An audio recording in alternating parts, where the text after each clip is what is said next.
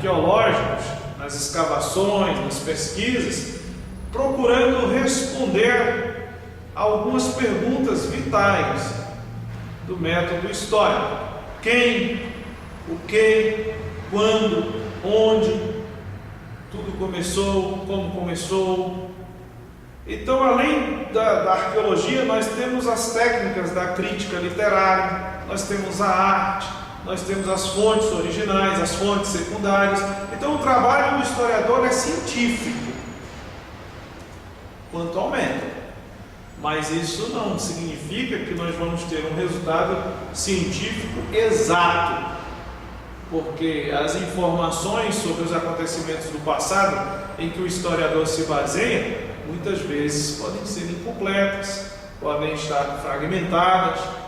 Então, jamais nós podemos afirmar com exatidão científica, observe bem, científica, não é, que o historiador vai se munir dessa certeza. Além do elemento científico, nós temos o elemento filosófico. O elemento filosófico, ele é muito importante aqui, porque as escolas de história estão divididas em filosofia da história e escolas de história. As escolas de história vão trabalhar com determinantes geográficos, econômicos, biográficos, né? E vão procurar as causas da história no homem de forma objetiva e científica, e também na natureza, no processo, no tempo. Já as filosofias da história, elas se dividem em 3 categorias e sempre vão ter no bojo de sua pesquisa um elemento essencial, que é o elemento metafísico. Vão buscar relacionar os dados da história a um ser supremo, ou a um absoluto eterno, a um princípio divino. Dentro dessa escola filosófica, ou das filosofias da história, nós vamos ter 3 categorias, como disse: os pessimistas, que vão sempre focar no fracasso do homem, afirmando que a história é cíclica, que esse fracasso vai continuar, que é assim mesmo, que vai se repetir, né? Nós temos também os otimistas, que são otimistas humanistas, dizendo que o homem é o fator determinante dessa história, que a história não é cíclica, ela é linear, ela passa por um processo dialético e vai gradativamente, paulatinamente, trazendo fatores novos e construindo momentos históricos novos numa evolução constante. Dentre os historiadores otimistas, vale a pena citar aqui Hegel, né, que no século XVIII ele foi um desses promotores, promulgadores dessa história, dessa corrente otimista. Nós temos também aqueles que se equilibram, né? O terceiro grupo aí dentro das filosofias da história, que são os otimistas pessimistas. Eles concordam com os pessimistas em relação ao fracasso do homem, mas diante da revelação divina, eles são otimistas quanto ao futuro do homem. Então eles vão abordar a história como teístas bíblicos, procurando sempre encontrar na glória de Deus, né, a fundamentação do processo histórico.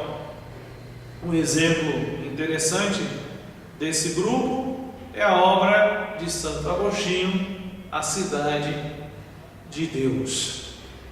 Então, por aí nós já podemos sentir como a história é importante, como a história é essencial para que nós entendamos o nosso mundo atual. Eu quero acrescentar aqui mais uma vez que para nós a história da igreja tem uma dimensão muito mais importante, tem um valor muito mais importante. Se nós não nos dermos conta desse valor, o valor da nossa história, nós vamos ter um estudo cansativo, um estudo sem graça, enfadonho, desanimador. Uma forma para que nós venhamos a mudar a nossa perspectiva desde já é atentar para os valores pragmáticos, pedagógicos, morais da disciplina e, por que não dizer, para os fatores espirituais dessa história, que é a nossa história. Muitos historiadores modernos não têm essa visão, então contam a história de forma seca, de forma bruta. Nós queremos aqui lapidar esta história e atentar para todos esses fatos. Alguns valores da história da igreja precisam estar em nossa mente, em nosso coração, para que a gente mude essa perspectiva e tenhamos entusiasmo, motivação diante dessa história. Para que isso vá se fortalecendo desde já, nós podemos observar diante da história do cristianismo alguns valores. Então, traçando alguns valores da história da igreja, para mudarmos o nosso enfoque, nós podemos ver a história da igreja como uma síntese da nossa fé, uma síntese do nosso modo de crer. Um dos valores fundamentais nesse sentido, como síntese, é a correlação que a história da igreja faz entre os dados factuais do passado do Evangelho e a proclamação e a aplicação futura deste mesmo Evangelho. Então nós temos aí, dentro da história e dentro da proclamação, uma síntese que nos ajuda a compreender a grandeza da nossa herança e a inspiração da proclamação e aplicação posterior das verdades que nós trazemos, ou melhor dizendo, da verdade do Evangelho. A história da igreja, como síntese, mostra o Espírito de Deus em ação, revela, aponta para o Espírito de Deus em ação durante todos os séculos.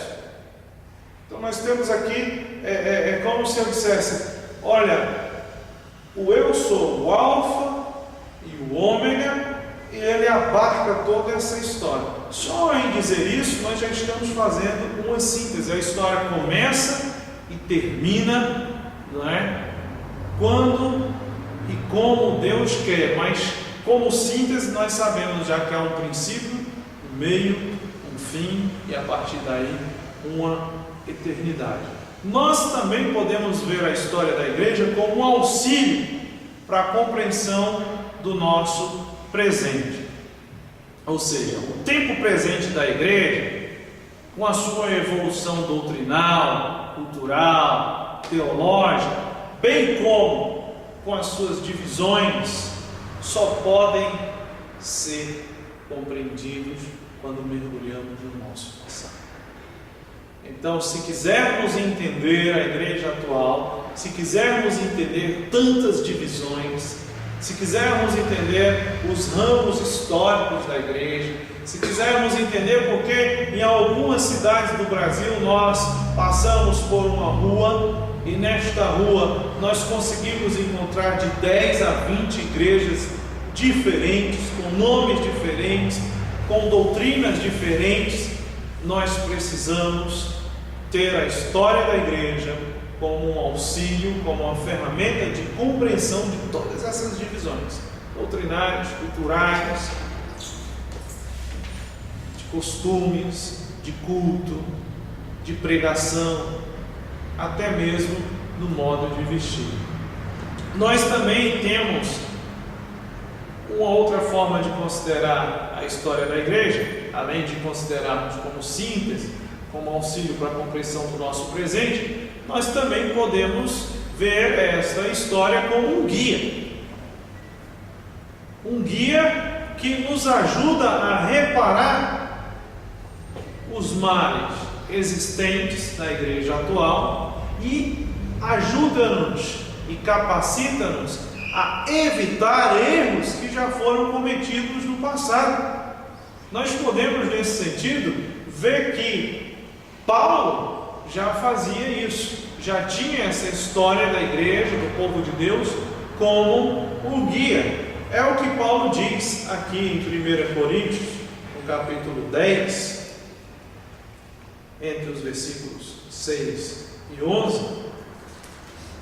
Ele trata justamente dessa visão, ele traz nas entrelinhas essa compreensão da história como um guia. Vejamos o texto, diz o seguinte, 1 Coríntios 10, de 6 a 11. Esses acontecimentos se deram para nos servir de exemplo, a fim de que não cobicemos o mal como eles cobiçaram. Não vos torneis idólatras, à maneira de alguns deles. Como está escrito, o povo se assentou para comer e beber, depois levantaram-se para se divertir. Não nos entreguemos tampouco à devassidão, como se fizeram alguns deles. Um dia só pereceram 23 mil. Também não tentemos o Senhor, como fizeram alguns deles. Serpentes os fizeram perecer. Enfim, não murmureis, como murmuraram alguns deles. O exterminador os fez perecer. E aqui a ideia de ter a história como um guia, verso 11. Enfim, esses fatos lhes aconteciam para servir de exemplo e foram postos por escrito para instruir a nós, a quem coube o fim dos tempos. Paulo então traz já consigo essa ideia da história como um guia e retrata alguns fatos históricos acontecidos na história do povo de Deus, do povo de Israel, e diz justamente isso. Olha, esses fatos aconteceram para nos servir de exemplo, para que não caiamos nos mesmos erros, para que não caiamos nas mesmas tentações. Além disso, a ignorância da história e a ignorância da Sagrada Escritura é uma das razões principais pelas quais a igreja e alguns grupos eclesiásticos se enveredaram por falsas teologias e por práticas erradas. Nós, além de tudo isso, podemos ter a história da igreja também como uma força motivadora, visto que essa história nos oferece edificação, inspiração, entusiasmo, estímulo para vivermos uma vida espiritual elevada. Paulo, ainda em Romanos, acreditava que o conhecimento do passado traria esperança à vida cristã. Assim como ele tinha a história como um guia, nós vamos ver que Paulo também tem a história como uma força motivadora. Em Romanos, no capítulo 15, verso 4, nós podemos perceber claramente essa concepção de Paulo da história como força motivadora. Vejamos o que diz o texto. Ora, tudo o que foi escrito outrora o foi para nossa instrução, a fim de que pela perseverança e consolação proporcionadas pela Escritura tenhamos a esperança.